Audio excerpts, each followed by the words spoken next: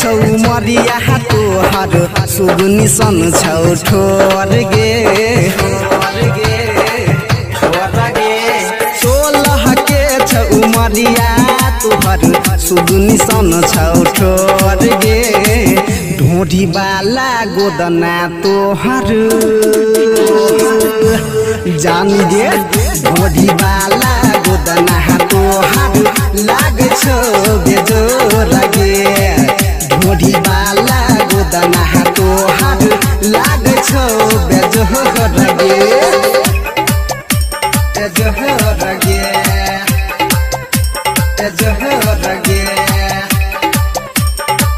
लाग छौ बेजोर गे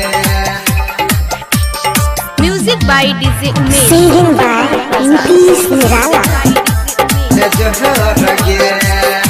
चोली चमकौआ तोहर लहंगा लखनऊआ चोली चमकौआ तोहर लहंगा लखनऊआ बूढ़ जवान के छोड़े मरै छौ बउआ बूढ़ जवान के छोड़े मरै छौ बउआ बूढ़ जवान के छोरे मरै छौ बउआ हिलबै छी जे कमरिया गे छौरी भेलौ सगरो सोहर गे हिलबै छी जे कमरिया अपन भेलौ सगरो सोहर गे ढोढ़ी वाला गोदना तोहर साँचो ढोढ़ी वाला गोदना तोहर लाग छौ बेजोर गे ढोढ़ी वाला गोदना तोहर लाग छौ बेजोर गे बेजोर गे बेजोर गे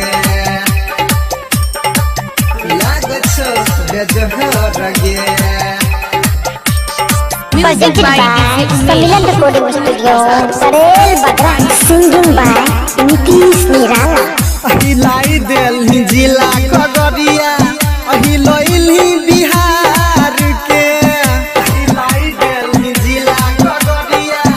हिलैली बिहार के कुंदन के करलही घायल एक आँख मार के कुंदन के करलही घायल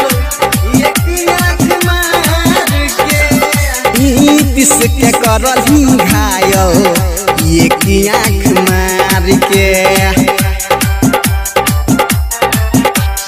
संगीत रंजित जी खतहु तोहर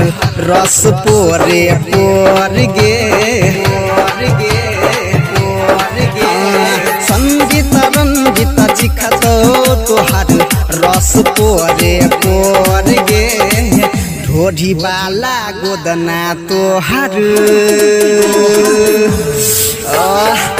ढोढ़ी वाला गोदना तोहर लाग छौ बेजोर गे ढोढ़ी वाला गोदना तोहर लाग छौ बेजोर गे DJ Kundan.